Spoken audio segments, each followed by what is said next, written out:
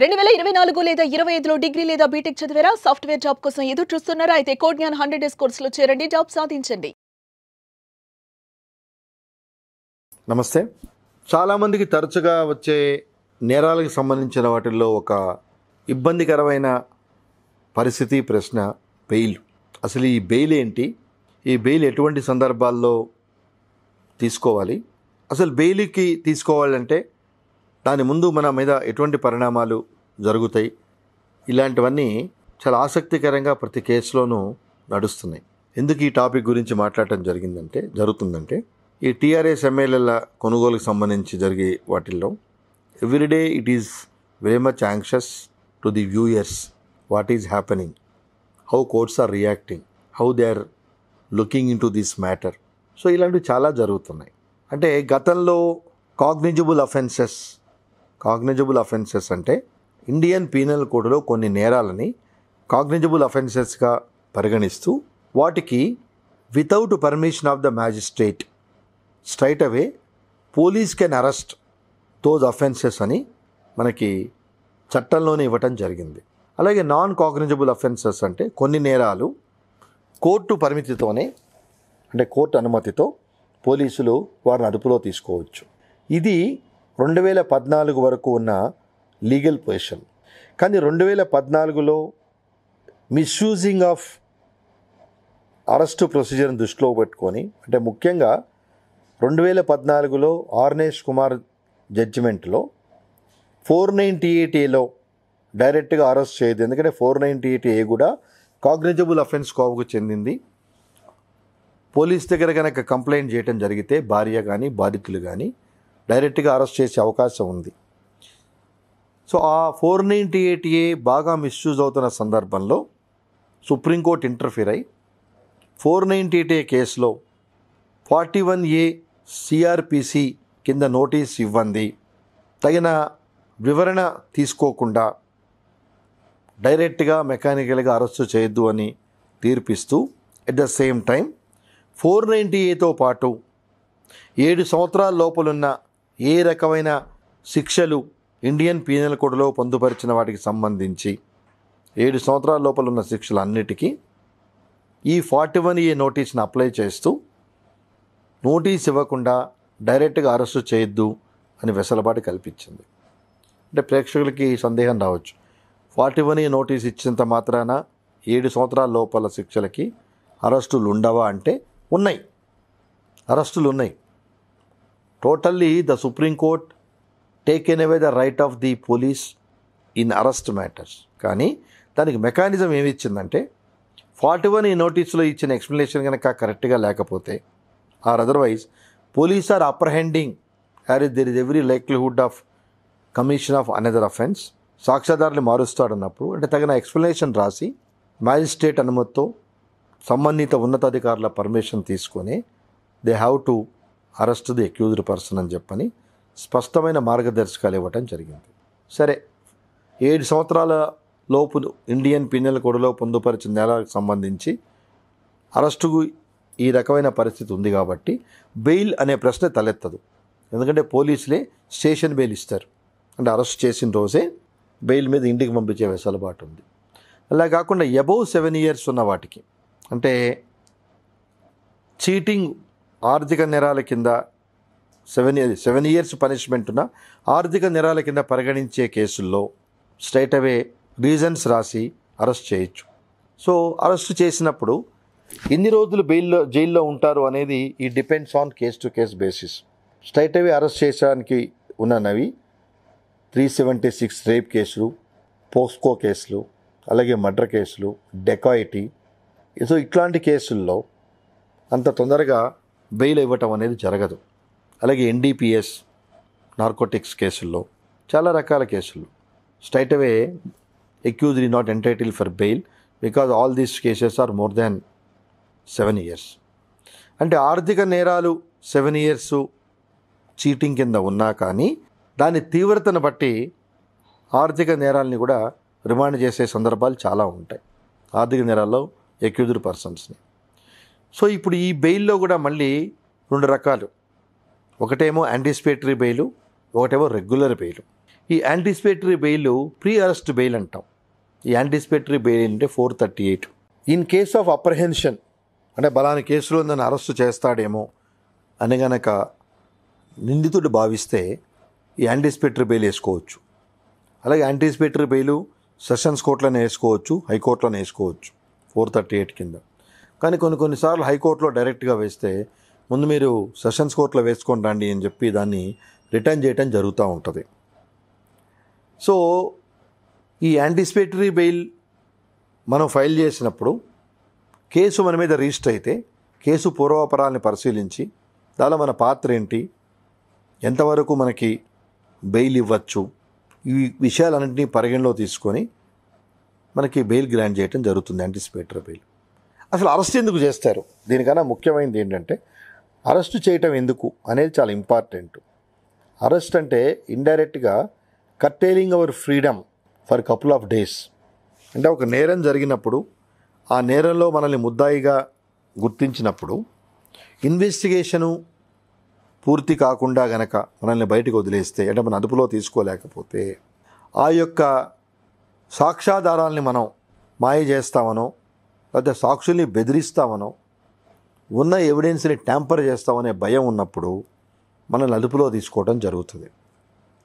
దాని ముఖ్య ఉద్దేశం ముఖ్యంగా మర్డర్ కేసుల్లో, రేప్ కేసుల్లో, ఈ ఆర్థిక నేరాల్లో, ఈ నార్కోటిక్ డ్రగ్స్ కేసుల్లో తప్పనిసరిగా arrest the moment they came to know arrest effect అవుతుంది. సో అరెస్ట్ ఎఫెక్ట్ అయినప్పుడు కొన్ని సందర్భాల్లో పోలీసులు అంతటితో ఆగరు. మళ్ళీ మనల్ని కోర్టు ద్వారా ఎంక్వైరీ తీసుకుంటారు. దీన్ని పోలీస్ కస్టడీ అంటారు. ఎంక్వైరీకి తీసుకుంటారు. ఒక 3 రోజులు 5 రోజుల్లో మా కస్టడీకి ఇవ్వండి, మేము ఇతన్ని కేసుకు సంబంధించి ఎంక్వైరీ చేయాల్సి ఉంటుంది. రిమాండ్ చేసినప్పుడు మనకు ఒక రూల్ ఉంది. అరెస్టు చూపించిన 24 అవర్స్లో సంబంధిత మ్యాజిస్ట్రేట్ ముందు ప్రొడ్యూస్ చేయాలి. కాబట్టి అప్పుడు మేము దాన్ని విచారించలేకపోయాము. ఇప్పుడు ఈ కేసు తీవ్రతను బట్టి విచారించాల్సిన అంశాలు ఎన్నో ఉన్నాయి, కాబట్టి మా పోలీస్ కస్టడీకి ఇవ్వండి అని చెప్పని పోలీసులు కోరవచ్చు. ఆ కేసు పూర్వపరాలని బట్టి మ్యాజిస్ట్రేట్ కూడా పోలీస్ కస్టడీకి అనుమతించే అవకాశాలు, సందర్భాలు చాలా ఎక్కువ ఉంటాయి. సో ఈ పోలీస్ కస్టడీలో ఆ నేరానికి సంబంధించి ఎన్నో విషయాల్ని పోలీసులు ముద్దాయి నుంచి సేకరిస్తారు. సో ఈ సందర్భంలో కొత్త ఎక్యూజుల పేరు చేర్చే అవకాశం కూడా పోలీసులకు వెసులుబాటు ఉన్నది. అంటే ఆ ఎక్యూజుల యొక్క కన్ఫెషన్ దృష్టిలో పెట్టుకొని దానికి సంబంధించిన తగిన ఆధారాలు కనుక పోలీసు వారు చూడగలిగితే ఎఫ్ఐఆర్లో లేని వాళ్ళని కూడా ముద్దాలుగా చేర్చే అవకాశం ఉంది. సరే, ఇది ఒక ప్రక్రియ. అంటే ఇది అరెస్టు, పోలీస్ కస్టడీ, ఎంక్వైరీ. ఇది మనం బెయిల్ గురించి వచ్చినప్పుడు, సో బెయిల్ వేసినప్పుడు దానికి పోలీస్ వారు తగిన కన్ఫర్మేషను, వెసులుబాటు కోర్టుకి ముద్దాయికి ఇవ్వలేమనంటే ఇతన్ని వదిలితే ఇబ్బంది లేదు, ఇంకా ఎంక్వైరీ పూర్తి కాలేదు, చాలామంది సాక్షుల్ని దీనిలో విచారించాలి, లేదు తోటి ఎక్యూజులు అరెస్ట్ కాలేదు. సో ఇటువంటి పరిస్థితుల్లో ప్రస్తుతం ఈ ముద్దాయిని బెయిల్ మీద కనుక బయటకు వస్తే చాలా ఇబ్బందులకు గురవుతాయి. సో అలాగే బాధితులకు కూడా తగిన న్యాయం జరగదు, వాళ్ళకి సేఫ్టీ ఉండదు అని కనుక ఆ పరిస్థితుల్ని మ్యాజిస్ట్రేట్ దృష్టికి తీసుకొని వస్తే అతనికి బెయిల్ గ్రాంట్ చేయటం జరగదు. కానీ 167 కింద డిఫాల్ట్ బెయిల్ అని ఉంది. అంటే నేరాల తీవ్రతను బట్టి 60 days ఆర్ 90 daysలో పోలీసు వారు ఎంక్వైరీ చేసి ఛార్జ్షీట్ వేయాలి. ఛార్జ్షీట్ వేయకపోతే దాన్ని అడ్వాంటేజ్గా తీసుకొని ముద్దాయి కౌన్సిల్ లేదా కొన్ని సందర్భాల్లో కోర్టు కూడా బెయిల్ గ్రాంట్ చేసే పరిస్థితి ఉంది.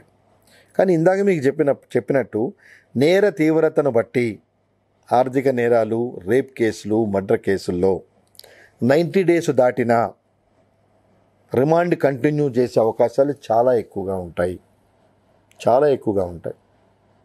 కొన్ని కేసుల్లో 4 ఏళ్ళు జైల్లో కంటిన్యూ చేస్తూ, అంటే అరెస్ట్ అయినట్టు నుంచి జైల్లో కంటిన్యూ అవుతూ, అతను జైల్లో ఉన్నప్పుడే ట్రయల్ కూడా నడిపించి కన్విక్షన్ చేసి కంటిన్యూ చేయటం అనేది చాలా కేసుల్లో ఉన్నాయి. చాలా కేసులు. ఎందుకంటే ఆ యొక్క కేసు తీవ్రతను బట్టి ఈ ముద్దాయి బయట ఉండటం అనేది ప్రమాదకరమని గనక పోలీసు వారు గుర్తిస్తే, ఆ సాక్ష్యాధారాలు కోర్టుకు చూపితే court will not incline to grant bail. ఏ కోర్టు అయినా, అంటే సెషన్స్ కోర్టు కావచ్చు, హైకోర్టు కావచ్చు, కొన్ని సందర్భాల్లో సుప్రీంకోర్టు కావచ్చు. ఆ సీరియస్నెస్ ఆఫ్ కేసును బట్టి దానిలో నేర తీవ్రత జరుగుతుంది. అలాగే ఆయేషా మీరా కేసు విజయవాడ ఎగ్జాంపుల్గా తీసుకుంటే అరెస్ట్ అయిన రోజు నుంచి సత్యంబాబు కన్విక్షన్ పడి హైకోర్టు అపీలు ఆయన ఫేవర్లో ఇచ్చేంత వరకు అతను జైల్లోనే ఉండటం జరిగింది. అలాగే నాగవైష్ణవి కేసు విజయవాడ, ఒక చిన్న పిల్లని వాళ్ళు తీసుకెళ్ళి చంపేసి ఫర్నెస్లో వేసి కాల్చేశారు. సో ఆ కేసులో 12 ఏళ్ల నుంచి ఆ ముద్దాయిలు కాదు, ఇప్పుడు శిక్ష పడింది. అంటే అరెస్ట్ అయిన మొదటి నుంచి జైల్లోనే ఉన్నారు. వాళ్ళు జైల్లోనే ఉన్నప్పుడు ట్రయల్ నడపడం జరిగింది. ట్రయల్లో వాళ్ళకి లైఫ్ కన్విక్షన్ ఇచ్చారు. లైఫ్ కన్విక్షన్ అయిన తర్వాత ఇంకా కంటిన్యూ అవుతున్నారు. అలా చాలా కేసుల్లో అలాగే మరి పెద్ద పెద్ద కేసులన్నీ చూస్తే ఇప్పుడు ఉన్న పాపులర్ వివేకానంద రెడ్డి కేసు కానీ చాలా ప్రముఖమైన అదే ఆ కేసు తీవ్రతను బట్టి స్టాచ్యుటరీ పీరియడ్ 167 బెయిల్ ఇమ్మని చెప్పినా కూడా ఉన్నత న్యాయస్థానం దృష్టిలో అతనికి బెయిల్ మంజూరు చేయడం అనేది ఆరోగ్యకరం కాదు అని కనుక భావిస్తే తప్పనిసరిగా వాళ్ళ రిమాండ్ కంటిన్యూ అవుతుంది. ఆ remand till the completion of the evidence. So అంతవరకు కంటిన్యూ అవకాశాలు ఉన్నాయి. సో కాబట్టి ఈ బెయిల్కి ఉన్న వెసులుబాటు కోర్టుకి అధికారం ఎంత ఉందో ఆ యొక్క నేర తీవ్రతను బట్టి దాన్ని రిజెక్ట్ చేసే అధికారం కూడా అదే కోర్టుకు ఉంది. ఆ నేరాలను బట్టి కోర్టు కెన్ రిజెక్ట్. కానీ కొన్ని సందర్భాల్లో అంటే కన్విక్షన్ అయిపోయి అపీల్ పెండింగ్ ఉన్నప్పుడు అపీలు తొందరగా డిసైడ్ కాదు కాబట్టి ఎయిదర్ వే అంటే కన్విక్షన్ అయిన తర్వాత హైకోర్టుకు మనం వెళ్ళినప్పుడు అపీలు తొందరగా డిసైడ్ కాదు కాబట్టి ఇంతకాలం ఆ నేరస్తుడిని అతను అప్పుడు శిక్ష పడ్డవాడు ఇన్ని రోజులు ఉండటం అనేది కరెక్ట్ కాదు, బెయిల్ మంజూరు చేయొచ్చు అని సుప్రీంకోర్టు చెప్పి దాన్ని కొన్ని పరిమితులు విధించింది. అంటే దేనికి బ్లాంకెట్ ఆర్డర్ ఉండదండి. జ్యుడిషియరీ యొక్క గొప్పతనం ఏంటంటే బ్లాంకెట్ ఆర్డర్ ఏ విషయానికి ఉండదు. Case to case basis. మళ్ళీ డిస్క్రిషన్ ఆఫ్ ది జడ్జ్ అంటే ఆ నేర పూర్వాపరాల్ని పరిశీలించిన తర్వాత ఎంతవరకు వెసులుబాటు ఉంటుంది ఈ ముద్దాయిని మనం బెయిల్ మీద వదిలితే అని విచక్షణాధికారాలు సంబంధిత మ్యాజిస్ట్రేట్కి కానివ్వండి, సెషన్స్ కోర్టుకు కానివ్వండి, హైకోర్టుకు కానీ సుప్రీంకోర్టుకు కానీ ఉన్నాయి. సో ఒక జ్యుడిషియరీ సిస్టంలో పనిచేస్తున్న ఈ వెసులుబాటు bail is not a right, it is a discretionary of the court. వాళ్ళందరూ గమనించుకోవాలి. అలాగే ఈ బెయిల్లో ఉన్న సందర్భాలు చాలామంది చనిపోవటం కూడా జరిగింది. అగ్రిగోల్డ్ కేసులో 2-3 డైరెక్టర్లు కూడా జైల్లో ఉన్నప్పుడే కాలం చేశారు. అంటే వాళ్ళ నేర తీవ్రత, ఎందుకంటే చాలా సందర్భాల్లో చాలా కేసుల్లో ఉన్నత న్యాయస్థానం చెప్పింది ఆర్థిక నేరస్తులు సమాజానికి చాలా ప్రమాదకరమైన వ్యక్తులు. కాబట్టి బెయిల్ మంజూరు చేసేటప్పుడు ఆర్థిక నేరాల్లో, ఎందుకంటే ఫర్ ఎగ్జాంపుల్ ఒక మర్డర్ చేస్తే ఒక మనిషి చనిపోతారు, ఒక ఫ్యామిలీ చనిపోతుంది. కానీ ఆర్థిక నేరాలు చేస్తే కొన్ని వేల లక్షల కుటుంబాలు, ఒక వ్యవస్థే కూలిపోతుంది. సో ఆర్థిక నేరాలు, economic offenders are more dangerous to the society rather than the other accused persons అని చెప్పి చాలా సందర్భాల్లో సుప్రీంకోర్టు చెప్పడం జరిగింది. అటు గమనించాల్సిన ఏంటంటే బట్ బెయిలు రాదు అని మనకు తెలిసినా మనం ట్రై చేస్తాం, దాని మన ధర్మం. ఎన్నిసార్లైనా బెయిల్ వేసుకోవచ్చు, దానికి దెర్ ఇస్ నో రిస్ట్రిక్షన్. కానీ బెయిల్ వేసే ప్రతిసారి you should show the court to the changed circumstances. ఈ చేంజ్డ్ సర్కమస్టెన్సెస్ ఏంటి, ఎందుకు ఈ రకంగా పోయిన బెయిల్ కొట్టేసినా మళ్ళీ బెయిల్ వేయటం జరుగుతుంది అనేది మాత్రం కోర్టు దృష్టికి చాలా తరచుగా తీసుకురావాల్సిన సందర్భాలు ఉన్నాయి. అక్కడ ప్రేక్షకులు గమనించాల్సింది ఏంటంటే bail is not our right, bail is only discretionary and it depends on case to case basis and also facts and circumstances of the each case. So ఇప్పుడున్న లీగల్ మెకానిజంలో 7 years లోపున్న ఇండియన్ పీనల్ కోడ్లో పొందుపరిచిన నేరాలకి station bail దొరుకుతుంది. కానీ నేర తీవ్రతను బట్టి కూడా ఆ స్టేషన్ బెయిల్ మన అర్హులం కాకుండా తగిన ఆధారాలతో ఎప్పుడైతే పోలీసులు న్యాయస్థానం ముందు చూపిస్తారో మనల్ని రిమాండ్ చేసే సందర్భాలు కూడా ఉంటాయి. కాబట్టి భారతదేశ రాజ్యాంగం ఎంత చక్కటి అధికారాల్ని, హక్కుల్ని కల్పించిందో ఎట్ ద సేమ్ టైం బాధ్యతలు, రిస్ట్రిక్షన్స్ ఇవ్వటం జరిగింది. కాబట్టి మనం ఈ రకమైన పరిస్థితుల్లో మనం ఇరుక్కోకుండా యాజ్ ఎ గుడ్ సిటిజన్స్ లాగా మనందరం let us respect to each other, let us maintain hour dignity, personal dignity అనే కాన్సెప్ట్తో మనం పనిచేస్తూ గౌరవంగా ఉందామని ఆశిస్తూ నమస్కారం.